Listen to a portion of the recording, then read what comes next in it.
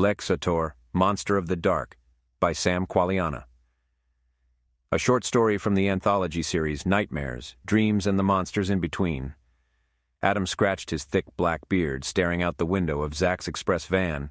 The conversion vehicle smelled sour from the remnants of spilled beer and fast food wrappers that were tucked away in every crevice. Zach sat in the driver's seat leading the adventure, a road trip with his best friends to the hills of West Virginia. They planned these getaways every year to escape from their jobs, wives, and responsibilities for a weekend. Each year a different place with the same group of friends. Guys that grew up together and remained close all these years later. Chris sat in the passenger seat with an opened beer in his hand. He was howling out the lyrics to an unfamiliar song on the radio. Not just obscure to the rest of the group, but considering that Chris was replacing the words with incoherent mumbles, it appeared unfamiliar to him as well. Adam laughed from the back of the van, listening to his friend attempt to sing along. Change the station or shut up. You sound horrible. Adam called out. That hurts, Adam. Chris said sarcastically, turning the radio up louder. Then he continued to torture his friends with his unsettling voice. The van pulled up to an old gas station in an isolated location. Chris ran to the closest restroom to relieve himself as Zach proceeded to pump gas. Zach observed the pump for a while, confused as to what he was supposed to do. You need some help there? Adam asked. Where the hell do you insert the credit card? Zach replied. I'll go inside and pay for the gas, buddy. You just sit tight. Adam said, laughing. Goddamn Stone Age around here. I told you we should have gone to Kentucky. Adam walked inside the old gas station. Not much to his surprise, the store was empty as the lonely roads that surrounded it. An older man with long gray hair and a matching beard leaned on the counter, staring at him as he wandered into the store. How are you doing? Not from around here, are you? Questioned the clerk with a thick West Virginian drawl. No, sir, just on the road with my friends. Adam replied, handing a $50 bill over to the man. Put 50 on pump 1. The man opened the register and placed the money inside. Gas is pretty cheap here compared to New York, I can tell you that much. Adam said, trying to make conversation. You from the city? The man asked. Not exactly. Royalton, New York? It's kind of like here without the hills. Adam laughed. It ain't like here, boy. The man muttered, spitting chewing tobacco into an empty soda bottle. Adam stood there, obviously uncomfortable, unsure of where to steer the conversation next. Chris entered the gas station, heading straight to the beer cooler, distracting Adam and the clerk away from their awkward discussion. Chris grabbed 2 30-packs of beer and hobbled over to the cash register. The clerk looked at Chris, then back to Adam. Friend of yours, I take it? The clerk asked. Chris winked at Adam. Yes, sir, we're heading to White Sulphur Springs, going to do some hiking in the hills. The old man's eyes widened. Y'all shouldn't be messing around in them woods. Things will get you out there. Things y'all wouldn't believe if I told you. The clerk warned. Adam and Chris exchanged glances. What kind of things? Bears, snakes, wolves? I think we're ready for anything like that. I have my 450 Marlin handy just in case we run into something. Adam said confidently. The devil's spawn lives in them hills. Chris tried to hold back his laughter. Please, tell me more, he said, pulling out his cell phone, inconspicuously recording the man. It's said that Lucifer impregnated the virgin daughter of a preacher in White Sulphur Springs. When her father found out she was pregnant, he was furious. She begged him to believe she never laid with a man, and that it had been the devil's work. He was ready to disown his daughter until the day that baby was born, till the moment he saw the child with his own eyes. The doctor, white as a ghost, couldn't find the words to speak after delivering the baby from its mother's womb. The doctor's terrified reaction to the child, well, it made the preacher rush into the delivery room, fearing the worst for his daughter. When he made his way in, he found the nurse and the young mother crying as the baby lay covered in blankets on a table. Now the preacher uncovered the baby, and he saw something unlike anything he'd ever seen in his whole goddamn life. The child was no child at all, but a demon. 4 small horns on the top of its head, a goat-like face and a pig-like nose, red beady eyes that looked like a serpent's. Sharp fangs inside its foul little mouth. Long black fingernails are protruding from its stubby little fingers. It had pointy ears like an animal. Its entire body covered in brown and yellow hair. Now the preacher carried the child out of the hospital and into the woods, where he questioned his maker. asking him what he and his family had done wrong to deserve this spawn of Satan to grow inside of his daughter's womb. The preacher left the newborn lying in the woods for the creatures of the night to carry away. Couldn't bring himself to kill it, but he knew in his heart it wouldn't survive the night. So he left. Not only did he leave the child of Satan, but he left his faith as well. He went back to his family a different man, changed, broken. The clerk reached under the counter and grabbed a mason jar filled with moonshine from below. He twisted open the lid and took a large swig, closing his eyes as the alcohol burned its way down his stomach. Chris gestured towards the jar. May I? The clerk nodded, suggesting yes. Chris took a swig, choking hard from the sharp taste. He hit his chest as he coughed, sliding the jar back towards the clerk. Woo! That's got a hell of a kick to it. Adam, still interested in the story, asked, Whatever happened with the preacher? A few years passed and the demon came back for retribution. It killed the man's family, including its mother, the preacher's daughter. But it left the old man alone to live out his days in fear, wondering when it would come back to finish him off. So you really think that creature is out there? I know it is. Everyone around here does. We've all seen it, and the townspeople call it Lexator, the monster of the dark. It hunts the woods every night looking for souls to take back to hell. Adam paused for a moment, letting the man's story sink in. Thanks for the warning. I guess we'll just keep on driving, until we find a new place to adventure, he said, pushing Chris towards the exit. It might be the best decision you've ever made.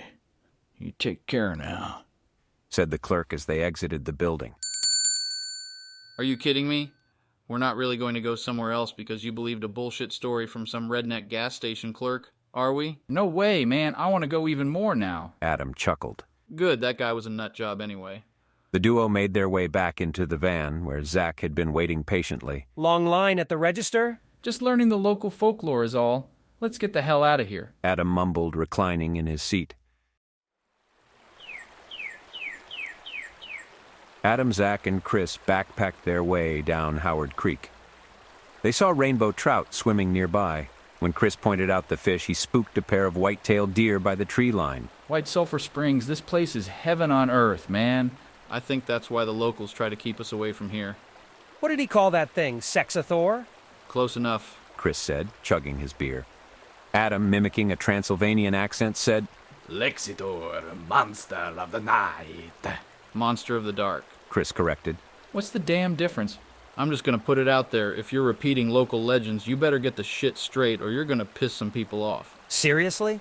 Come to my hometown and say something stupid to the Native Americans about Yayak Osnusa. See what happens. Adam bellowed a boisterous laugh, cracking into another beer. That swamp monkey thing? I don't even know much about that, aside from those documentary filmmakers that went missing a few years back.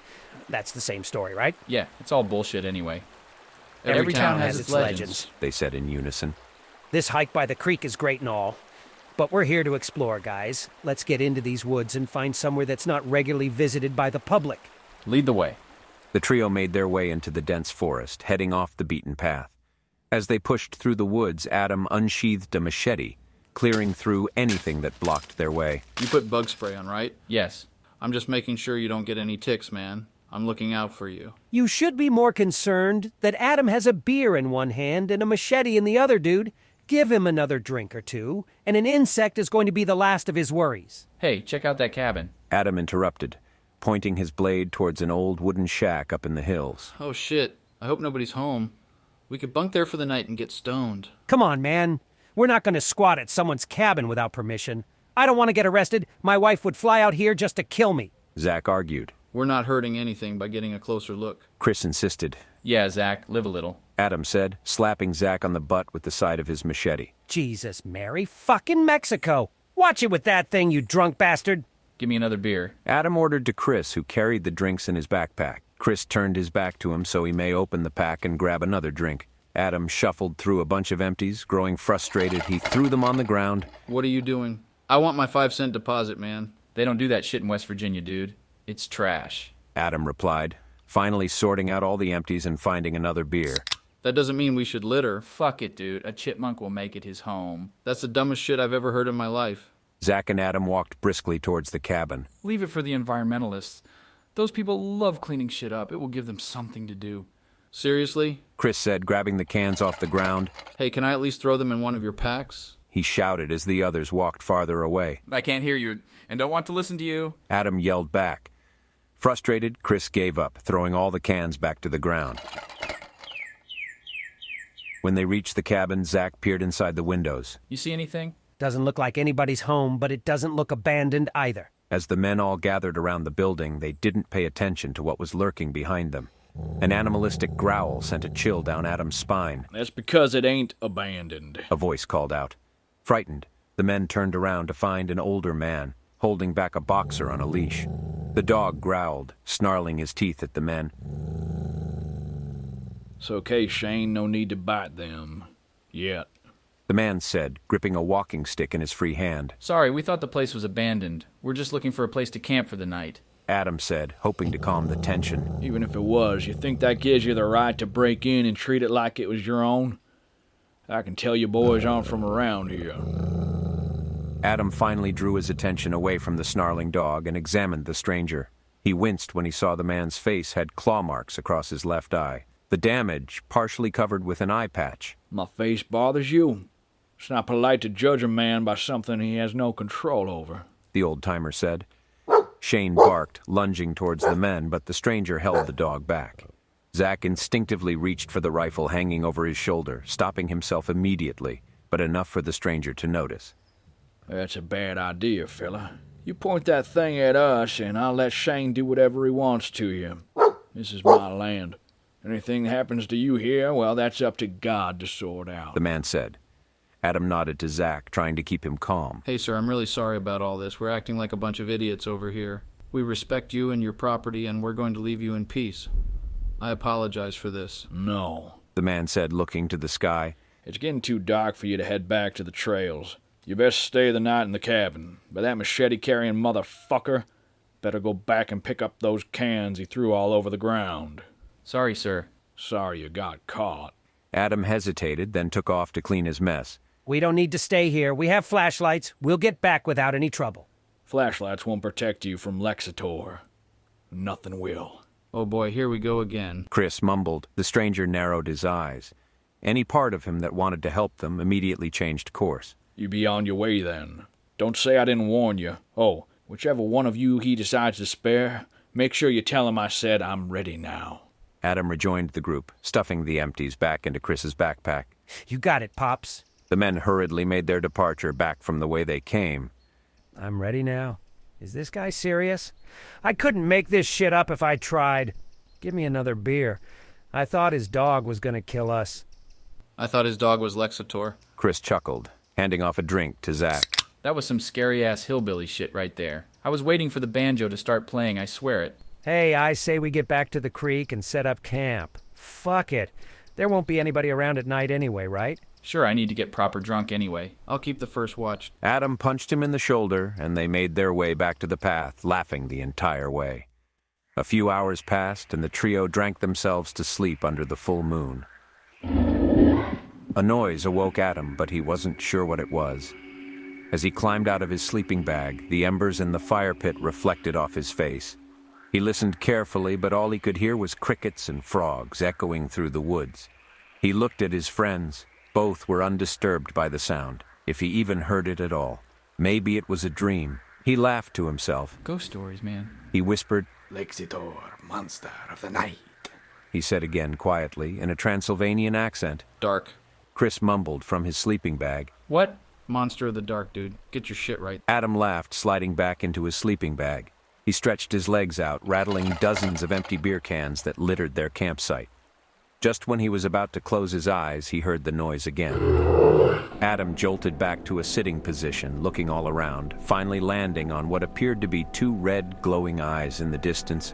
You've got to be shitting me, he muttered. The eyes blinked, staring curiously at him. A long growl came from the shadowed beast. It was a chilling noise, unlike anything he'd heard before. That's not that dog again, is it? Chris asked without moving from his slumber. Adam stared at the red eyes as they slowly crept closer. Guys? He whispered, looking away for a second, searching for their rifle. There it was. leaning against a tree by Zach.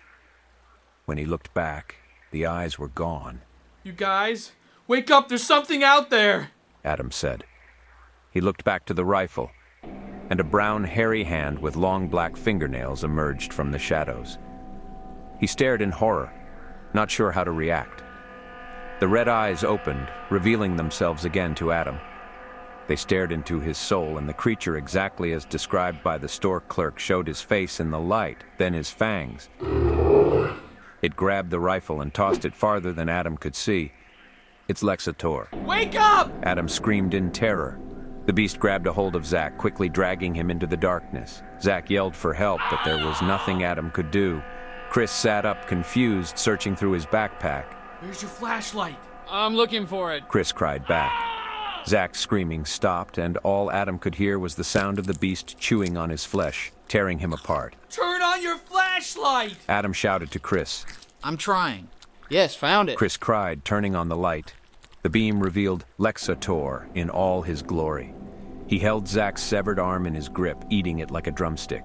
The beast tilted its head and lunged toward Chris, pushing him into the fire pit. Chris set aflame, and Lexator dragged him out right into the creek, setting out the fire.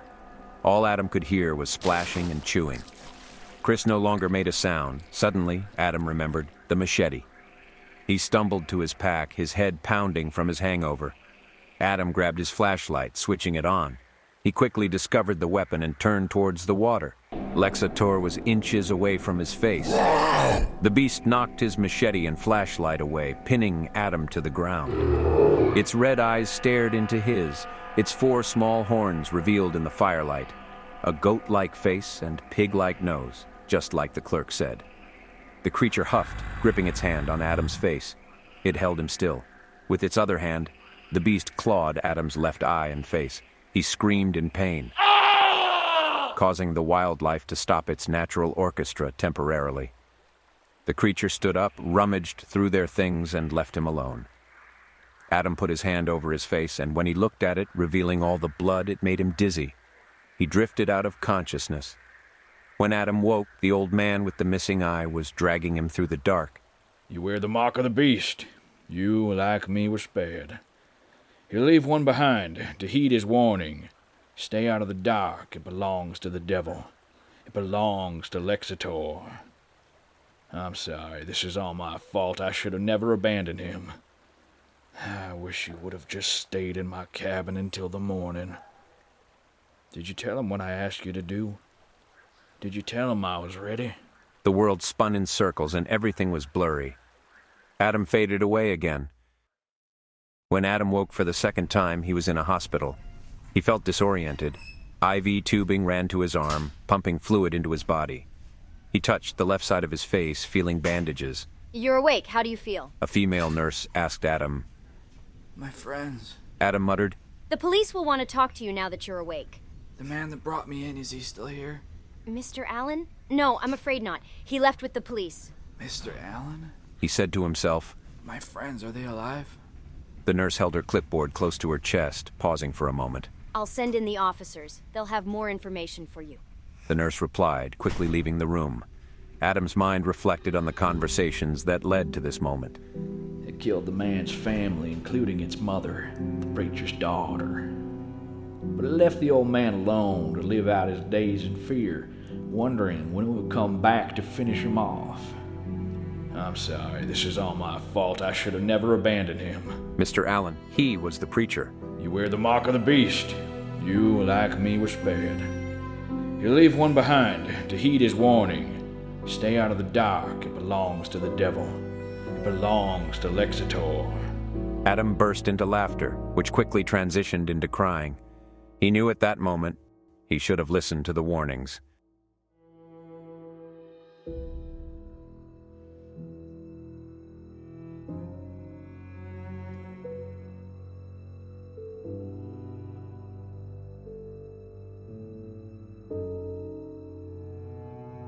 If you enjoyed this audiobook, please like and subscribe for more content from the Metroshia channel.